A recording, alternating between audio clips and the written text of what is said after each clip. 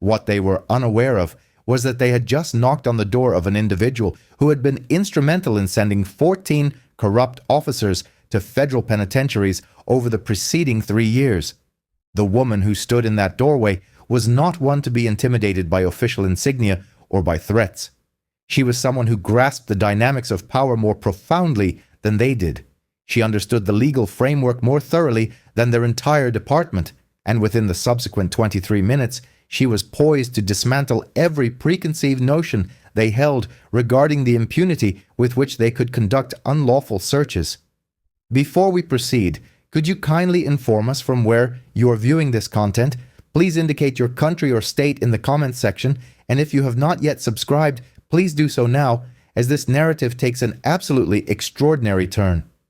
Jasmine Carter was not your typical 29-year-old African-American woman.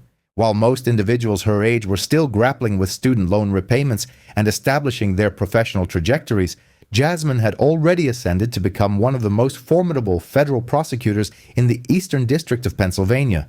She was not merely proficient in her profession, she was legendary.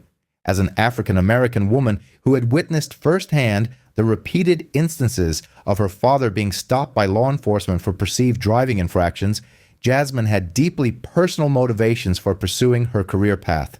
She was acutely aware of the feeling of witnessing individuals in positions of authority misusing their power. She had resolved at an early stage that she would become a champion capable of resisting such abuses with the full force of the legal system. Jasmine had achieved her academic credentials from Stanford Law School with distinction. She had served as a judicial clerk for an appellate federal judge specializing in criminal procedure. Subsequently, she undertook an action that many nascent legal professionals considered professional suicide. She declined lucrative offers from prominent law firms to accept a position within the United States Attorney's Office, earning a fraction of the compensation. The reason? Jasmine harbored no desire to defend corporate entities. Her ambition was to prosecute wrongdoers. Specifically, she was intent on prosecuting individuals who wore badges. She had joined the Public Corruption Unit, a specialized division dedicated to investigating and prosecuting government officials who abused their authority. For the past 3 years, her focus had been almost exclusively on instances of police misconduct, violations of civil rights, illicit searches, the fabrication of evidence, excessive force, and false testimonies. The cases that instilled apprehension in other prosecutors, Jasmine embraced with enthusiasm. Her conviction rate stood at 87%, an astonishing figure in public corruption cases. She had successfully obtained prison sentences totaling over 200 years for officers who believed themselves to be beyond the reach of the law. She had provided testimony before Congress concerning police accountability. She had authored a law review article that significantly influenced how federal courts assessed defenses based on qualified immunity. Defense attorneys harbored a profound dislike for her. Police unions decried her as biased and anti-law enforcement. Internal affairs divisions both feared and respected her, for when Jasmine Carter initiated an investigation, individuals were incarcerated. However, here is the element that rendered Jasmine truly perilous to corrupt officers. She possessed an intimate understanding not only of criminal and constitutional law, but also of police procedure, exceeding that of most officers. She had dedicated hundreds of hours to accompanying officers on duty, observing their methodologies, acquiring knowledge of their tactics, and comprehending their organizational culture. She had meticulously reviewed thousands of police reports, body camera recordings, and arrest records. She could discern a falsified warrant application from a considerable distance. She could identify Fourth Amendment violations that eluded the perception of other prosecutors. She was adept at distinguishing between legitimate law enforcement activities and the actions of criminals operating under the guise of authority. Her specialization lay in a particular category of cases: illicit searches predicated on fabricated or non-existent warrants. This was a stratagem employed by certain officers who sought to effectuate arrests and seizures without the cumbersome process of substantiating probable cause. They would either concoct information within warrant applications or conduct searches without warrants, subsequently asserting non-existent exigent circumstances. Jasmine had prosecuted 11 cases involving warrant fraud within the preceding 2 years, achieving a 100% conviction rate in those matters. Officers who had perjured themselves on warrant applications found themselves incarcerated in federal prison when Jasmine Carter was the prosecuting attorney. And on that particular Saturday morning, 3 officers from the Philadelphia Police Department's narcotics unit were about to comprehend why. Jasmine resided in a repurposed warehouse situated in a neighborhood undergoing transformation. The area had been predominantly industrial 20 years prior, but it was now attracting artists, young professionals, and small enterprises. Jasmine had purchased the property 3 years earlier, appreciating its spaciousness and its convenient proximity to the federal courthouse. The building comprised 2 distinct units. Jasmine occupied the loft area on the upper floor. The downstairs unit was leased by a graphic designer named James Torres. James, 31 years of age, hailed originally from Puerto Rico. He was a quiet individual, kept to himself, consistently paid his rent punctually, and minded his own affairs. Jasmine was not intimately acquainted with him. They exchanged courteous greetings when their paths crossed. He had assisted her once with carrying groceries up the stairs. She had signed for a package on his behalf. These were typical neighborly interactions. What Jasmine was definitively unaware of was that James had a brother involved in illicit drug trafficking.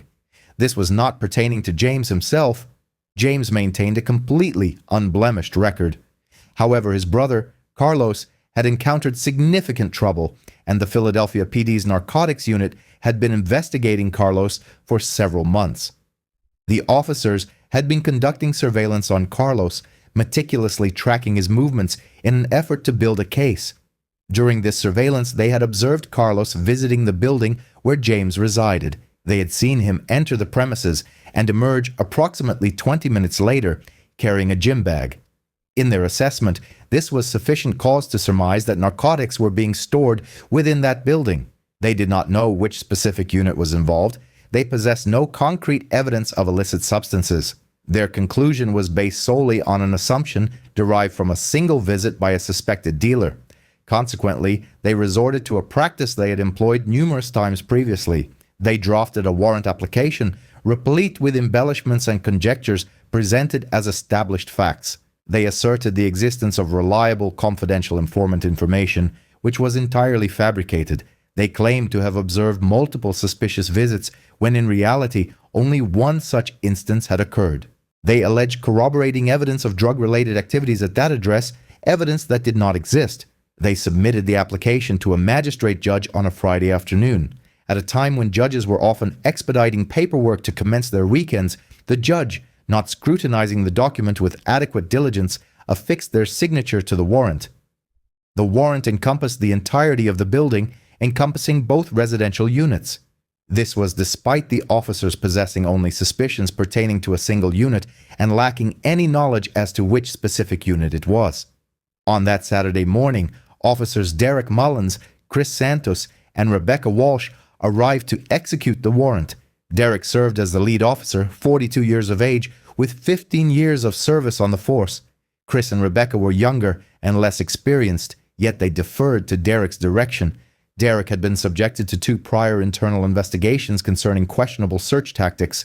In both instances, internal affairs had exonerated him, not due to his innocence, but because the cases were concluded before any thorough examination could take place. They proceeded to knock on the main entrance at 7:15 a.m.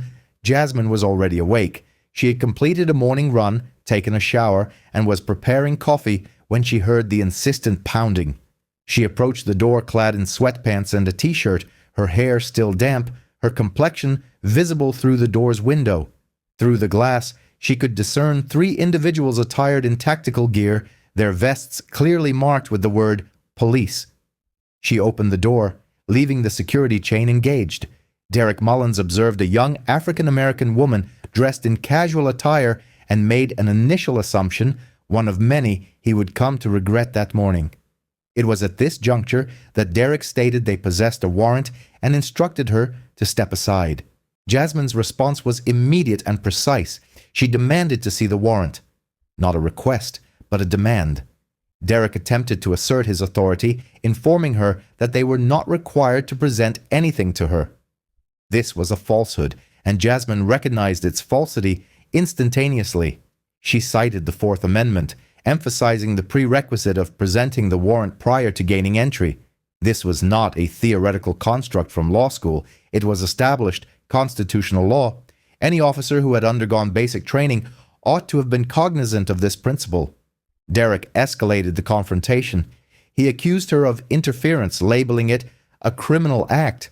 His objective was to intimidate her into relinquishing her stance through the threat of apprehension. Jasmine did not waver. She identified his transgression precisely for what it was, a constitutional violation that would inevitably lead to litigation. She then reiterated her pertinent inquiry. The very question Derek was incapable of answering with anything other than the truth. It was at this point that Derek committed his critical error. Instead of addressing the question, he challenged her standing. He demanded to know whom she believed herself to be. Jasmine unequivocally stated her identity. She was an assistant United States attorney whose profession involved prosecuting corrupt police officers. Furthermore, she conveyed information that should have prompted all three officers to immediately withdraw and contact their superior. She informed them that if they proceeded to enter without presenting a valid warrant, she would personally initiate federal charges against them by Monday morning. This was not a mere threat. It was a solemn promise, backed by the formidable authority of the United States Department of Justice. A brief interjection for our viewers. Have you ever pondered the ramifications when law enforcement encounters an individual possessing the actual authority to prosecute them? Please share your thoughts in the comments below. Derek stood frozen. He glanced at Chris and Rebecca.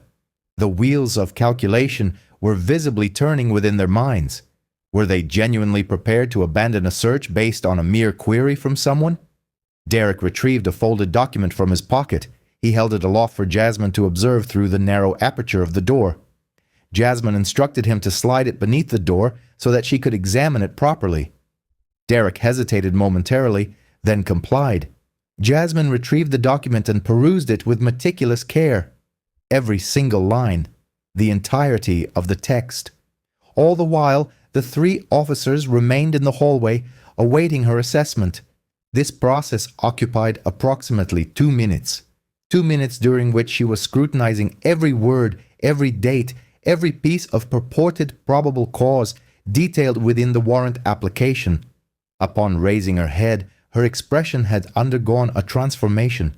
She was no longer merely asserting her rights. She was discerning concrete evidence of criminal activity. Jasmine opened the door fully. She stepped into the hallway, still holding the warrant, and commenced posing questions that caused Derek's complexion to blanch. She inquired about the identity of the confidential informant who had purportedly supplied information regarding illicit drug activity at this particular address. Derek stated that he was unable to disclose that information. Jasmine responded that this was acceptable. She would issue a subpoena for the informant's identity in federal court, and they both understood the inevitable outcome if no such informant existed. She then questioned the alleged multiple controlled purchases that the warrant claimed had taken place at this location, requesting the specific dates, times, and quantities. Derek indicated that such information was contained within the case file. Jasmine requested the case number to review the file. Derek provided her with a number. She then inquired as to which unit they intended to search. Derek replied, "Both." Jasmine questioned the rationale for searching both units when they possessed no specific intelligence concerning either one. Derek maintained that the warrant encompassed the entire building. Jasmine pointed out that a warrant must be specific regarding the location to be searched, and that searching an entire building based on mere suspicion concerning a single unidentified unit constituted a general warrant, which is expressly prohibited by the Fourth Amendment. Derek was visibly perspacing, not from the ambient temperature, but from mounting pressure. Jasmine posed one final question. She inquired whether the magistrate judge who had authorized this warrant was Judge Patricia Morrison. Derek consulted the warrant and confirmed, stating, yes, it was Judge Morrison.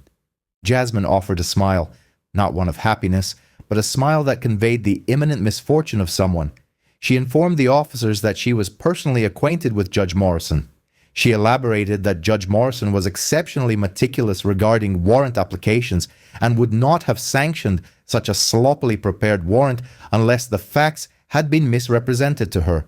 She concluded by stating that she would be meeting with Judge Morrison first thing Monday morning, presenting this warrant and posing very pointed questions regarding their representations.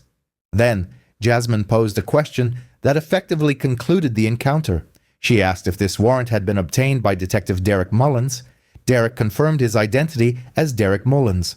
Jasmine then inquired if he was the same Derek Mullins who had been subjected to 2 prior investigations by Internal Affairs concerning questionable search warrants. The ensuing silence was profound. Jasmine presented them with 2 alternatives. They could depart immediately. In that scenario, she would file a formal complaint with their department and with the United States Attorney's Office, initiating an investigation. Alternatively, they could attempt to execute this demonstrably flawed warrant, in which case she would personally guarantee the filing of federal criminal charges for deprivation of rights under color of law, an offense carrying a maximum penalty of 10 years imprisonment. She urged them to make their choice carefully and swiftly. Chris and Rebecca exchanged glances with Derek. Derek surveyed the warrant in Jasmine's possession. Then, he looked toward the doorway behind her, comprehending that whatever contraband they might discover inside would not outweigh the prospect of federal imprisonment. Derek made the prudent decision, perhaps for the first and possibly only time that morning. He informed his team that they were departing. Jasmine stated that she would retain the original warrant as crucial evidence. Derek attempted to argue that they required it. Jasmine reminded him that as a federal prosecutor, she was seizing it as evidence pertaining to a potential federal crime. She suggested that he have his commanding sergeant contact her office if he had any queries regarding the matter. The 3 officers departed. Jasmine secured the door, returned inside, and placed a telephone call to her supervisor at the United States Attorney's Office. Subsequently, she placed a second call to the FBI's Public Corruption Task Force. She then made a third call to the Internal Affairs Division of the Philadelphia PD. By 8 o'clock that morning, 3 distinct investigations had been launched concerning Derek Mullins and his warrant application. By Monday morning, Derek had been placed on administrative leave. His warrant applications from the past 2 years were undergoing a comprehensive review by a team of federal agents and prosecutors. By Wednesday, the FBI had conducted an interview with Judge Morrison, who expressed considerable outrage upon learning of the exploitation of her trust. She provided a sworn statement detailing the representations made by Derek to her in contrast to the actual content of the warrant application. By Friday, Derek Mullins was apprehended on federal charges, facing 2 counts of deprivation of rights under color of law and 1 count of perjury in a warrant application, with each count carrying a potential 10-year sentence.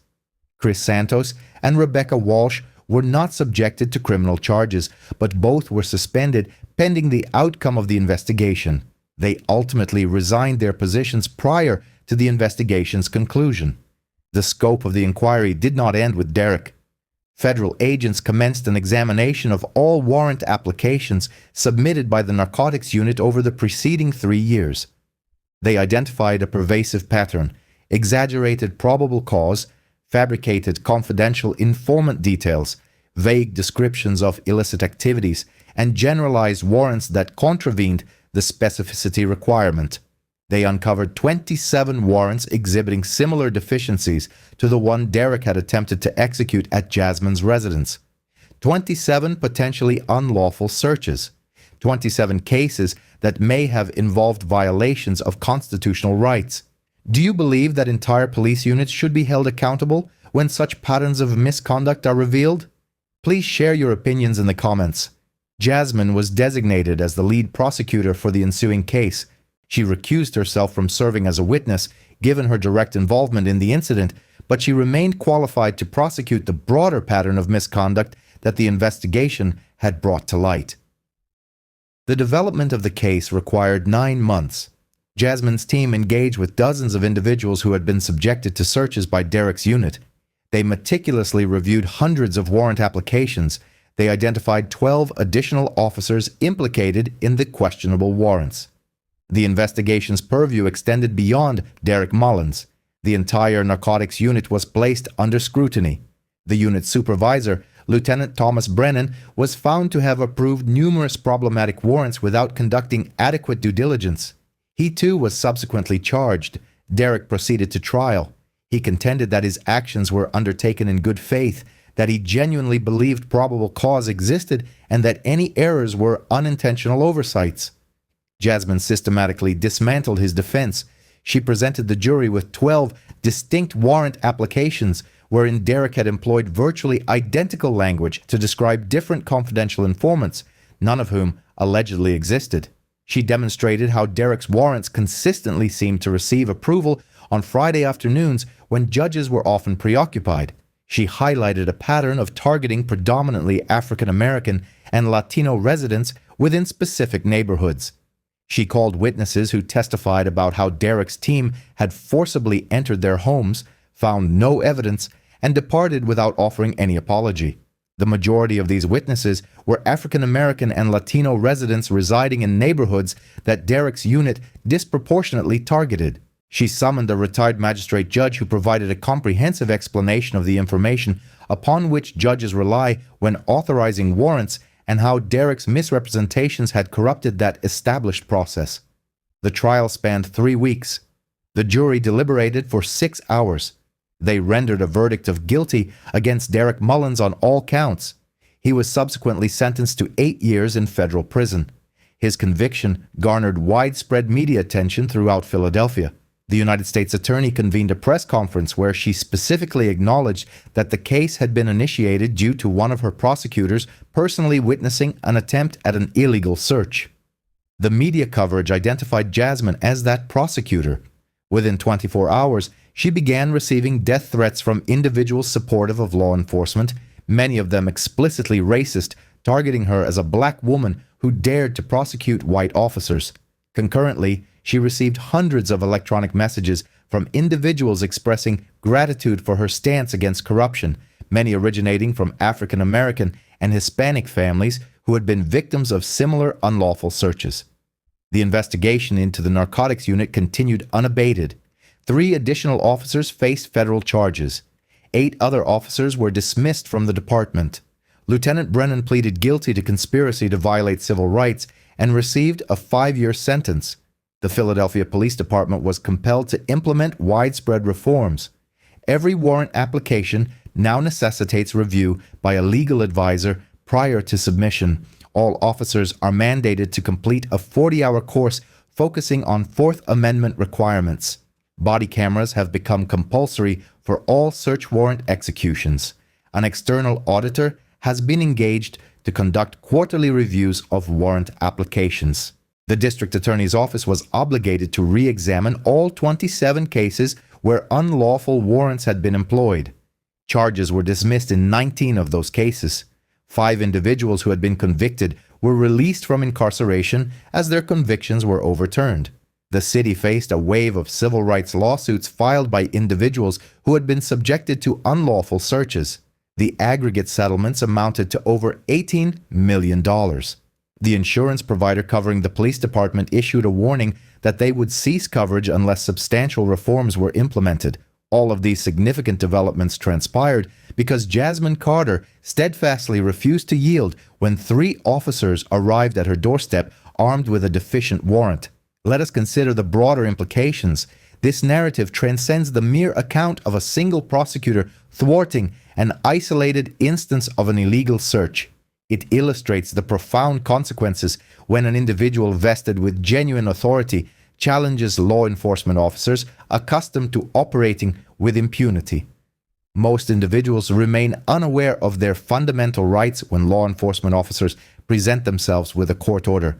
They are often uninformed that such an order must be displayed prior to any authorized entry. Furthermore, the concept of probable cause is frequently misunderstood. Many people do not realize they possess the right to thoroughly examine the court order and to pose pertinent inquiries. The appearance of a flawed or invalid court order is also an unknown. Law enforcement officers often leverage this lack of knowledge to their advantage. While not universally true for every officer, This deficiency is prevalent enough to constitute a systemic issue. Individuals like Derek Mullins had for years managed to evade consequences for their negligent, dubious, and at times deceitful court order practices, largely because there was no effective opposition. However, Jasmine was not an ordinary member of the public. She was a federal prosecutor whose specialization lay precisely in this category of malfeasance. She possessed the discernment to ask the right questions, identify warning signs, and critically analyze a court order application to detect falsehoods.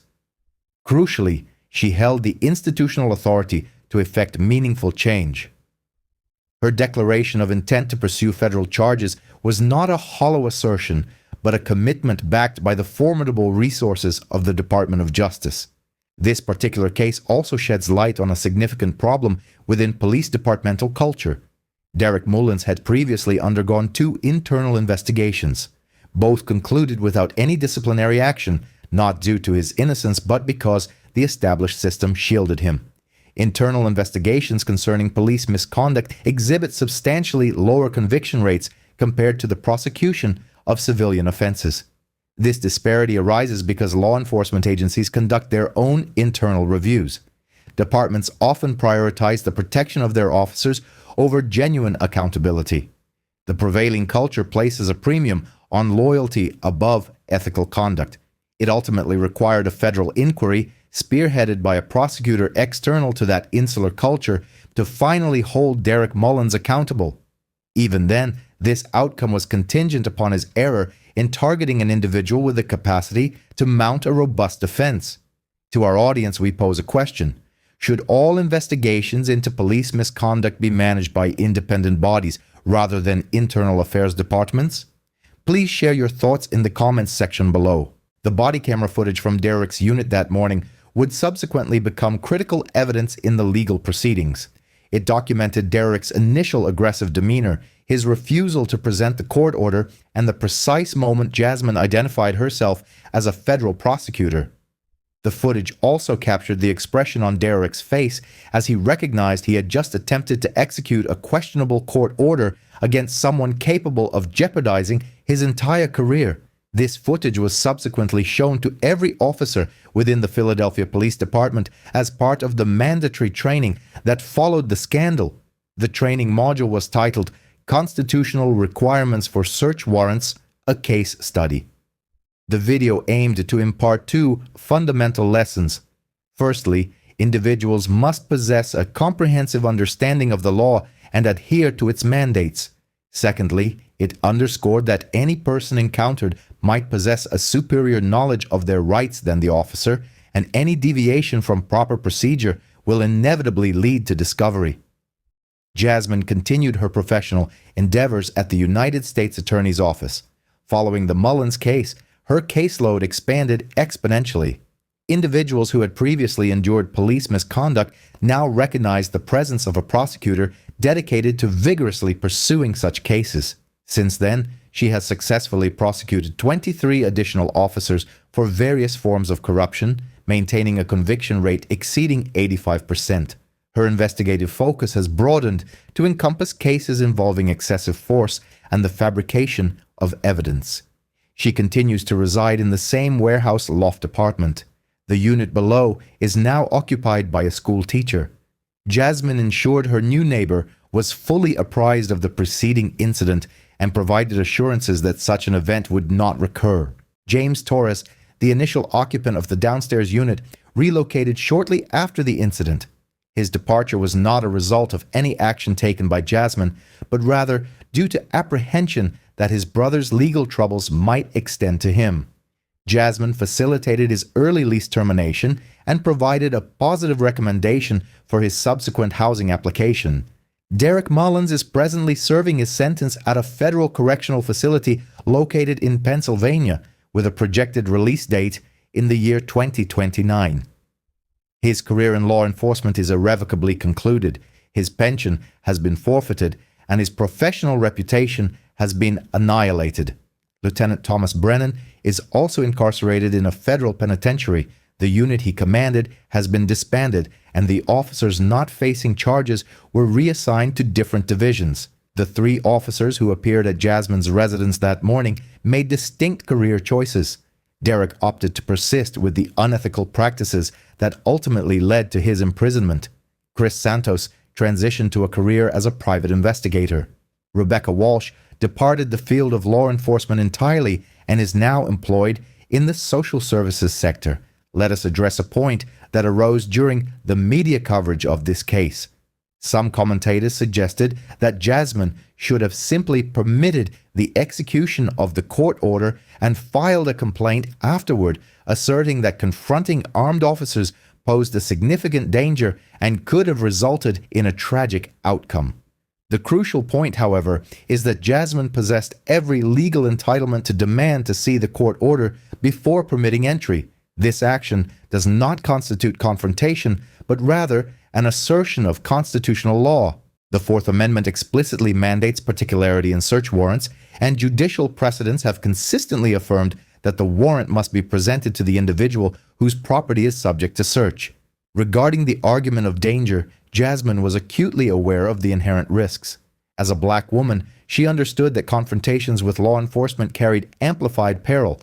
She had personally prosecuted cases where such encounters had escalated into violence, disproportionately affecting individuals who shared her racial identity. She comprehended that asserting one's rights while black could be a life-threatening endeavor. Nevertheless, she also recognized that if she, as a black federal prosecutor, equipped with institutional power and legal expertise, did not stand firm in asserting those rights, then ordinary black citizens would have little recourse. An individual with her advantages bore a responsibility to resist such overreach.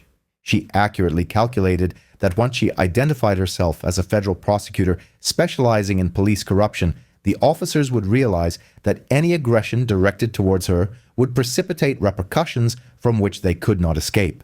This privileged position is precisely what Jasmine endeavors to rectify through her professional work. Therefore, what are the key takeaways from this narrative? Firstly, it is imperative to be knowledgeable about your rights concerning search warrants. Law enforcement officers are legally obligated to present the warrant before gaining entry.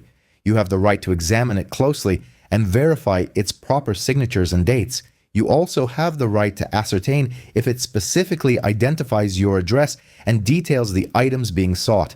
While you should not obstruct the search, meticulously documenting all aspects of the interaction is crucial. Secondly, maintaining composure and refraining from voluntary information disclosure are paramount. Jasmine posed clear, direct questions and avoided emotional arguments or the spontaneous provision of details. She managed the situation through informed composure. Thirdly, comprehensive documentation is essential. In the event of a search warrant execution, photograph any damage incurred, retain copies of all official documents, record the names and badge numbers of all present officers, and immediately after the event, write down a detailed account of what transpired while the memory is still fresh. Fourthly, seeking legal counsel promptly is advised. If you suspect an illegal search, contact an attorney without delay. Strict time limitations apply to challenging searches and preserving potential evidence. Fifthly, understand that achieving accountability is attainable, but it necessitates persistent effort.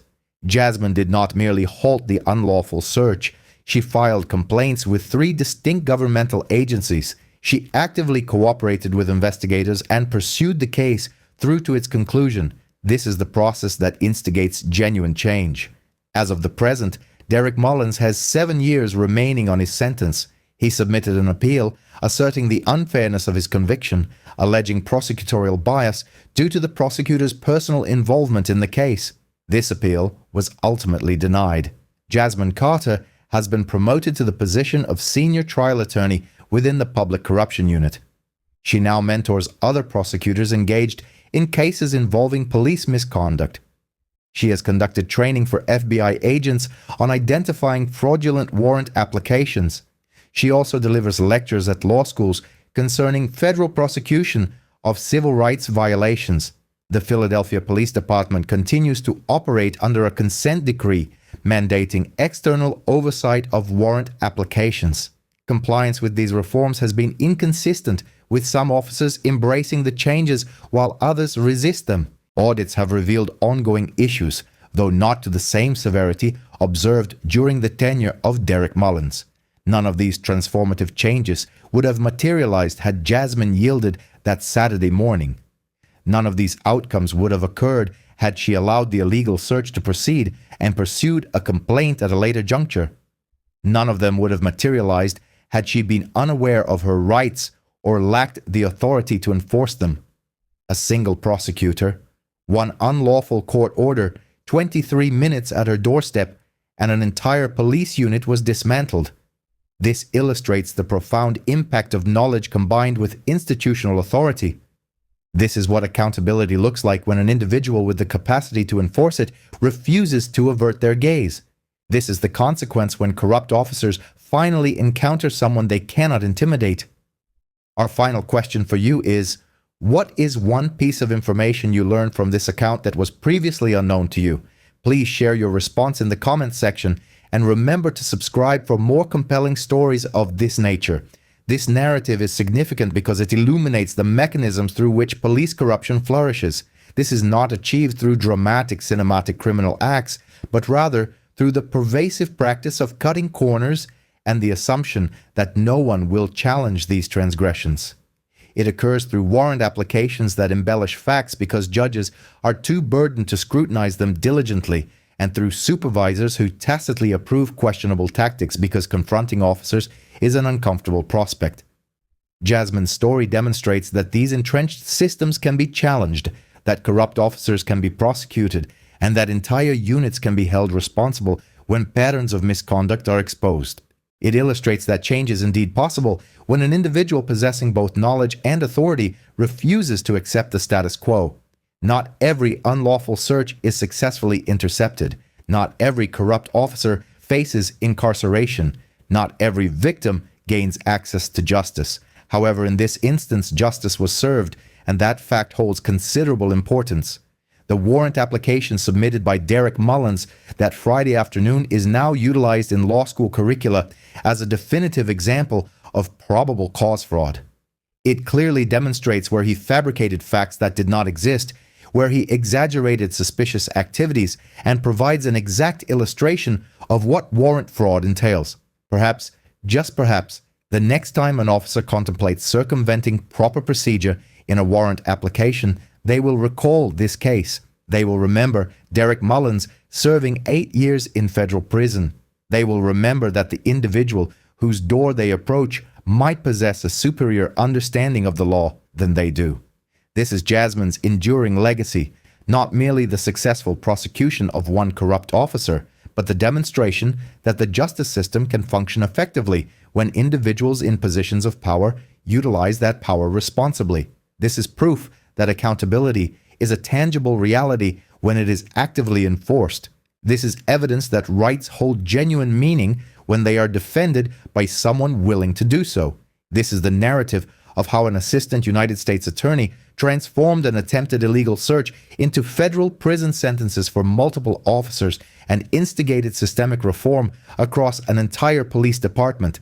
However, more significantly, it is a story about courage, knowledge, and the persistent struggle against corruption within law enforcement. Thank you for watching this story to completion. If you found this account eye-opening, please ensure you are subscribed, as I regularly feature more stories like this that deserve to be heard. Kindly leave a comment sharing your thoughts on what should transpire in similar situations. We look forward to seeing you in the next installment.